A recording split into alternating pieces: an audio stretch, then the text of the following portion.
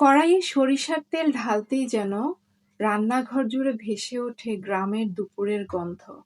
তেল যখন টুকটুক শব্দে গরম হয়, পেঁয়াজ কুচি ধীরে ধীরে সোনালি হয়ে ওঠে, ঠিক যেন শ্রাবণের রোদে পাকা ধানের রং।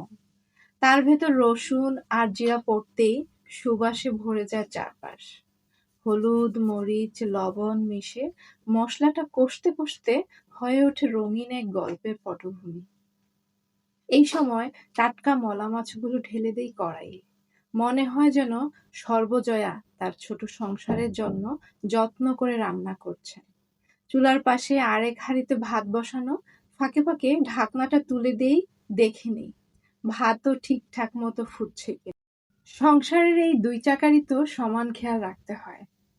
মাছগুলোতে একটু লবণ ছিটিয়ে আলতো করে নেড়ে দেই, তারপর লাল টমেটো একটু বেশি করেই দিয়ে দেই, যেন স্বাদের ভেতর একটু টক মিষ্টি ভালোবাসা মিশে থাকে। সবকিছু একসাথে মিশিয়ে ঢাকনা চাপা দিই। কষতে কষতে মশলার তেল যখন আলাদা হয়ে আসে, তখন ঢাকনাটা উল্টে মাছগুলো আস্তে করে আবার নেড়ে দিই। অল্প পরিমাণ পানি দিই, আবার ঢেকে দিই।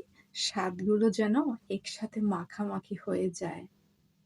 অবশেষে যখন ঝোলটা ঠিক মাখা মাখা, ঠিক মন ভুলানো ঘনত্বে পৌঁছে যায়, ধনেপাতা কুচি ছড়িয়ে নামিয়ে নেই চুলা থেকে রান্নাটা। ব্যাস, প্রস্তুত হয়ে গেল মলা মাছের চচ্চড়ি। একটু ভাত, এক চামচ ঝোল আর এই ঘরোয়া সুবাস, এ যেন সাহিত্যের পাতায় লেখা এক টুকরো শান্তি। ভিডিওর কোনো অংশ ভালো লেগে থাকলে অবশ্যই ভিডিওটিতে লাইক, কমেন্ট, শেয়ার করবেন।